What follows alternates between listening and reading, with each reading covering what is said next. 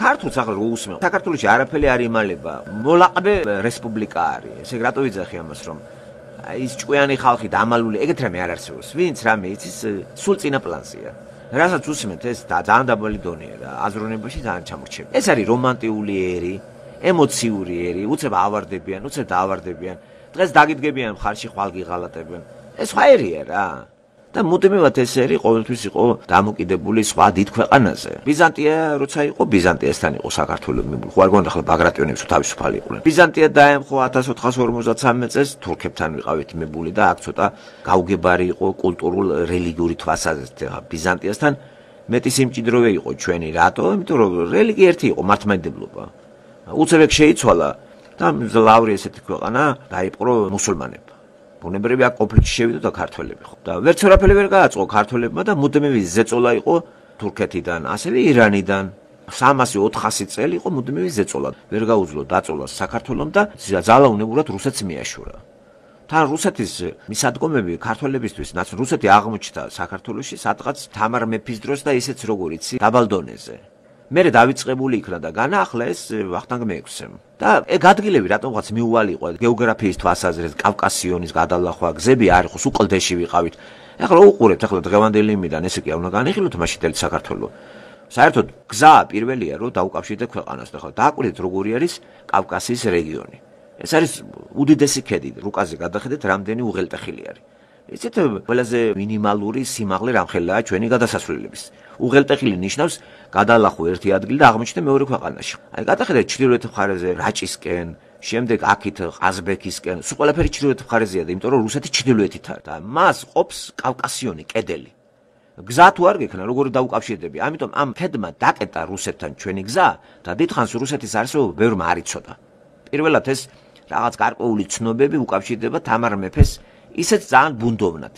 კავშირები არ არის რუსეთთან. ზეწოლა სამხრეთიდან, სამხრეთ-დასავლეთიდან თურქეთი გულისხმება და სპარსეთი ეს იყო ჩვენი ძლიერი სახელმწიფოები მტრების თვალსაზრისით. აი ესენი ჩვენ სიხას გვაძრობდა. ამას დაამატეთ პატარ-პატარა კერები, მუსულმანური ლეკების სახით შიგნით, კავკასიური ტომების, ჩეჩნების, ლეკების, დაღესტნელების და წარმოიდგინეთ ახლა მაგ კავკასიური იმაში ერთი პატარა რაღაცაი სომხებიც კი არ იყვნენ ქრისტიანები. აი ამ მუსულმანურ წრეში იყო ერთი ქართველები, რომლებმაც ბიზანტიიდან შემოვიდა დღევანდელი თურქეთის ტერიტორია, ბიზანტიას რო ვიძახი, ბიზანტიონი ბერძნულინა იყო სახელმწიფოისა და 1000 წელი იყო მაგათი სახელმწიფოობა და მერე დაინგრა და ეგ მერე თურქებმა ჩაიგდეს ხელში 1453 წელს. აი ბიზანტიიდან შემოდის ჩვენთან მაგ კუთხიდან ქრისტიანობა. ქალს რო შემოაქვს წარმოშობით სომეხს და ბუნებრივია დავალება მას ჰქონდა გაევრცელებინა ეს ქრისტიანობა და იმჟამიდელმა მეფემ ეს მოისმინა და მიიღო და ჩათვალა საჭიროდ რომ აი ამით საქართველოს გააერთიანებდა. ქრისტიანობის საქართველოს შემოსვლა უკავშირდება დასავლეთს. თუმცა ის პალესტინა არის ცენტრი. მანდიდან დაიწყო ყველაფერი აზიიდან, მაგრამ ჩვენ უშუალოდ ჩვენთან შემოვიდა დასავლეთიდან. დღევანდელი თურქეთის ტერიტორია, დღევანდელი ტრაბზონი. ეს არის ძალიან ახლოს ბათუმთან. მანდიდან შემოვიდა აი ეს ერთი პიროვნების ცნობილია ინგლისური წყაროებით გელაპარაკებით, ახლა მე ქართული ისტორიას არ ვეხები. მე ინგლისური წყაროებიდან რო წავიკითხე, ვინ იყო ეს და ახლა სხვა არის საქართველოს ისტორია. რაც წავიკითხე ქართლის ცხოვრება, ეგ არის პირველი წყაროები, მაგრამ ამ წუთში რო გელაპარაკებით, მე არ ვეყბნები ქართულ წყაროებს. ჩემთვის ესენი უკვე ავტორიტეტები აღარ არიან ამ სფეროში. მთელი რიგი მიზეზების და გამო, განა ახირებაა ჩემი და განა ის არის ჩემი რომ გვიждები ინგლისელი. მე არავის არ გვიждები. უბრალოდ ესენი უფრო ობიექტურები არიან შემეცნების საკითხებში. ცოდნის საკითხში ინგლისელი არის ობიექტური.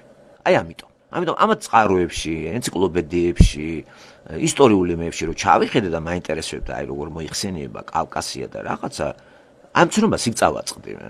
არ მინდა რა ბრმად და თუთიყუშივით გავიმეორო რაღაცები, რასაც ბავშვობაში აკვანში ჩაგვიტენიან. აი ამ წყაროს ვეყნობი და ვიძახი რომ მანდ ქრისტიანობა შემოდის ბიზანტიიდან, დღევანდელი ტრაბზონიდან, შემოაქვს წარმოშობით აი ეროვნებით სომეხს, ქალს, ნინოს, ეგ ქართველი ეროვნებით არ იყო.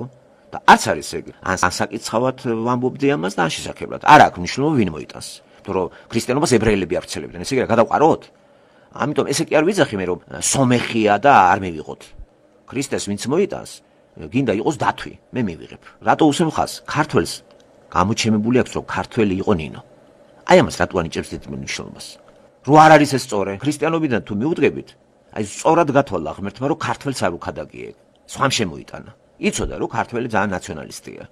სომეხმა შემოგვიტანა. ეგეც დაგვიმალეს. მაგრამ წყაროებში, ინგლისურ წყაროებში ეს არის. და ვინც ინგლისურ წყაროებით სარგებლობს, ის უფრო დაინტერესდება რომ მეტი იმეებით შეხედოს და ეს გაბლაშტული შეხედულება რომ ქართველები ვართ მაგრები და აუ ჩვენ რო ვართ და ჩვენ რო ვიყავით ქრისტიანები და ევროპა სად იყო? ჩვენ ეს კარგს არ მოუტანია და არც მოგვიტანს. ხო, მოკლედ